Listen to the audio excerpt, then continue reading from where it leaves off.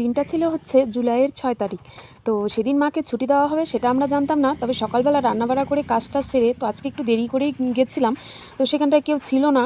আর হচ্ছে তখন বেলা বাজে হচ্ছে ১১টা, তখন রান্নাবাড়া সেরে খাওয়া-দাওয়া করে মার জন্য একটু ডাল ভাত নিয়ে গেছিলাম যে মা খাবে বলে।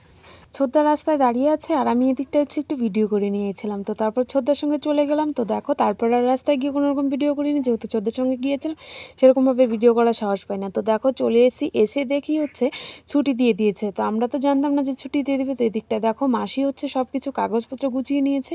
আমি যাওয়ার পর কিছুক্ষণ পর ব্যাগটা গুছিয়ে দিয়েছে ওরা, আর আমি কাগজপত্রগুলো হাতে নিয়ে নিয়েছি। তো পেমেন্ট করা হয়নি, তো দাদা যাবে, তারপর হচ্ছে পেমেন্ট করা হয়েছিল। দাদা গিয়ে পেমেন্ট করেছে, তারপর হচ্ছে ছুটি নিয়ে বেরিয়ে আসা হয়েছে। এদিকটা দেখো মাকে হুইল চেয়ারে নিয়ে বসিয়ে নিয়ে আসা হচ্ছে। তো মাকে হচ্ছে লিফট দিয়ে নামানো হবে। দাদা ছোদ্দা ওদিকটায় সিঁড়ি দিয়ে নেমে গেছে, আমি আর মা হচ্ছে এদিকটায় নামছি। তো মাকে তারপর হচ্ছে গাড়ি এসে বাইরে দাঁড়িয়েছে। তো এদিকটায় দেখো লিফটে উঠে গিয়েছি। তো মানে যখন উঠেছিলাম তখন একটা কেমন জানি লাগছিল, কি বলবো। তো এদিকটায় দেখো হচ্ছে মাকে নামানো হচ্ছে।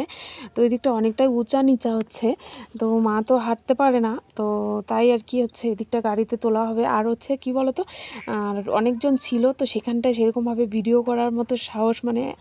তো এদিকটা হচ্ছে মাকে তোলানো হচ্ছে। তো অনেকটাই কষ্ট হচ্ছিল মার উঠতে, কি বলবো। তো বুঝতেই পারো তোমরা যে দুটো অপারেশন করলে কতটা কষ্ট হয়, শরীরের উপর দিয়ে কতটা কষ্ট লাগতে পারে, সেটা যে করেছে সেই একমাত্র বুঝবে। আমরা তো আর দূর থেকে সেরকমভাবে বুঝতে পারবো না, তাই না?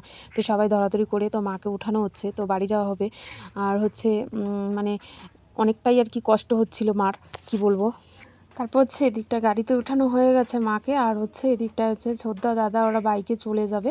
তো এদিকটা দেখো গাড়ি ছেড়েও দিয়েছে, অনেকটা হালকা মানে আস্তে আস্তে করে যাচ্ছে, কারণ হচ্ছে বেশি স্পিডে যাওয়া যাবে না। তো যেহেতু মার সেলাইগুলো তো ব্যথা পাবে। তো এদিকটায় দেখো মা আর আমি যাচ্ছি। আর আজকে যে এতটা খুশি লাগছে, মানে মনের মধ্যে কষ্ট থাকলেও মানে খুশি।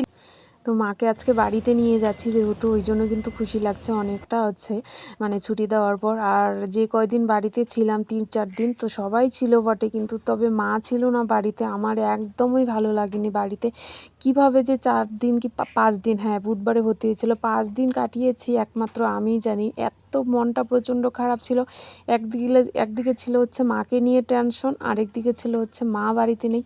তারপর দেখো তো কথা বলতে বলতে তুমি যখন এদিকটা চলে এলাম, আসার পর আর সেরকমভাবে কোনো ভিডিও করা হয়নি। তো এদিকটায় বসে আছি, মাকে একটু রেস্ট, মা বলছে যে আমি একটু রেস্টে থাকি, রেস্ট করে নিই। তারপর মাকে স্নান দান করিয়ে দিয়ে, মাকে একটু হালকা খাইয়ে দিয়ে তারপর হচ্ছে আমি স্নান টান করে তারপর আর কোনোরকম তোমাদের সঙ্গে ভিডিও শেয়ার করিনি। তারপর হচ্ছে এটা হচ্ছে রাতের ভিডিও। তো মায়ের জন্য হচ্ছে সেদ্ধ চাল, আতপ চালের হচ্ছে গুঁড়া করে এটা হচ্ছে গোলা রুটি বানিয়ে দিচ্ছি, মানে গোলা রুটির মতো করে বানিয়ে দিচ্ছি। এটা খেলে নাকি শিলাই তাড়াতাড়ি শুকিয়ে যায়, তাই এটাই আর কি মা কিছুদিন খাবে। এক একদিন রুটি খেতে পারে না, মার রুটি খেলে পরে গ্যাসের সমস্যা হয়ে যায়, তাই জন্য এটা খেলে কোনো রকম সমস্যা হয় না, তাই এটাই মাকে বানিয়ে দেওয়া হচ্ছে।